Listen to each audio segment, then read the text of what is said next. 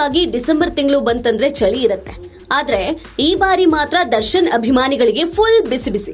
ಯಾಕಂದ್ರೆ December 11ಕ್ಕೆ the Devil cinema ವಿಶ್ವದಾದ್ಯಂತ release ಆಗಲಿದೆ. ಮೊಟ್ಟ ಮೊದಲ ಬಾರಿಗೆ ನಾಯಕ ನಟನಿಲ್ಲದೆ ಚಿತ್ರತಂಡ ಹಾಗೂ ಫ್ಯಾನ್ಸ್ ಗಳಿಂದಲೇ ಈ ಸಿನಿಮಾದ ಪ್ರಚಾರ ಜೋರಾಗಿಯೇ ನಡೀತಿದೆ.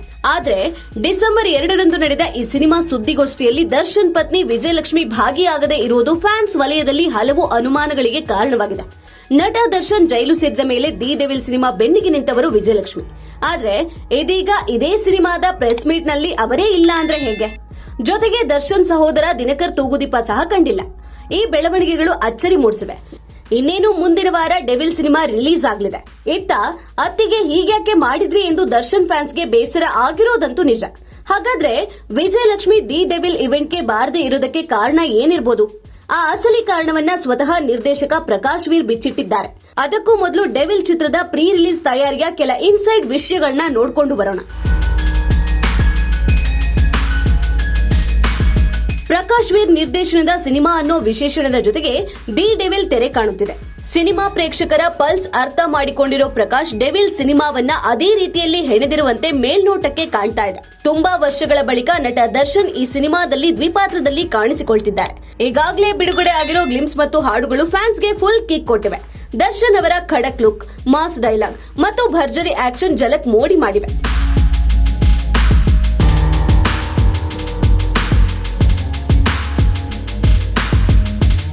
ಇತ್ತ ಇನ್ನೊಂದ್ ಕಡೆ ಡಿ ಬಾಸ್ ಜೊತೆಗೆ ನಾವಿದ್ದೀವಿ ಅಂತ ದರ್ಶನ್ ಅವರ ಡೈ ಹಾರ್ಡ್ ಫ್ಯಾನ್ಸ್ ಅಬ್ಬರಿಸುತ್ತಿದ್ದಾರೆ. ಪ್ರಮೋಷನ್ ಹೊಣೆ ನಮಗೆ ಇರ್ಲಿ ಅಂತ ಸೋಷಿಯಲ್ ಮೀಡಿಯಾದಲ್ಲಿ ಕಿಚ್ಚು ಹಚ್ಚುತ್ತಿದ್ದಾರೆ. ಅದೇನೇ ಇರಲಿ, ಅಣ್ಣ ಜೈಲಿನಲ್ಲಿರುವಾಗ ಅತಿಗೆ ಆದವಳು ಸಿನಿಮಾ ಪ್ರಮೋಷನ್ಗೆ ಬಂದಿದ್ರೆ ಚೆನ್ನಾಗಿರ್ತಿತ್ತು ಅನ್ನೋದು ದರ್ಶನ್ ಸೆಲೆಬ್ರಿಟಿಗಳ ಮನದಾಸೆ. ಆ ಆಸೆ ಈಡೇರಿಲ್ಲ. ಹಾಗಾದ್ರೆ ವಿಜಯಲಕ್ಷ್ಮಿ ಗೈರಿಗೆ ಕಾರಣವೇನು? ಈ ಬಗ್ಗೆ ದಿ ಡೆವಿಲ್ ಚಿತ್ರದ ನಿರ್ದೇಶಕ ಪ್ರಕಾಶ್ ವೀರ್ ಸುದ್ದಿಗೋಷ್ಠಿಯಲ್ಲಿಯೇ ಉತ್ತರಿಸಿದ್ದಾರೆ. ವಿಜಯಲಕ್ಷ್ಮಿ ಪರ ಮಾತಾಡಿದ್ದಾರೆ. ಇದು ಅವರ ಆಯ್ಕೆ. ಬಹುಶಃ ಅವರು ಊರಲ್ಲಿ ಇರದ ಕಾರಣ ಬರಲಿಲ್ಲ ಅನ್ಸುತ್ತೆ. ಅವರು ಚಿತ್ರಕ್ಕೆ ಬೆಂಬಲವಾಗಿ ನಿಂತಿದ್ದಾರೆ ಎಂದಿದ್ದಾರೆ.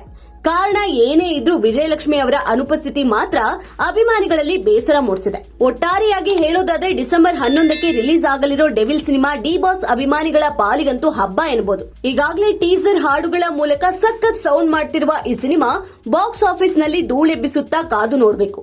ನಿಮ್ಮ ಪ್ರಕಾರ ಈ ದಿ ಡೆವಿಲ್ ಸಿನಿಮಾ ಎಷ್ಟು ಕಲೆಕ್ಷನ್ ಮಾಡಬಹುದು ಅಂತ ಕಮೆಂಟ್ ಮಾಡಿ. ಇಂಥ ಮತ್ತಷ್ಟು ಸ್ಯಾಂಡಲ್ವುಡ್ ಅಪ್ಡೇಟ್ಸ್ಗಾಗಿ Kannada latest YouTube channel subscribe ಮಾಡಿ ಸಪೋರ್ಟ್ ಮಾಡಿ.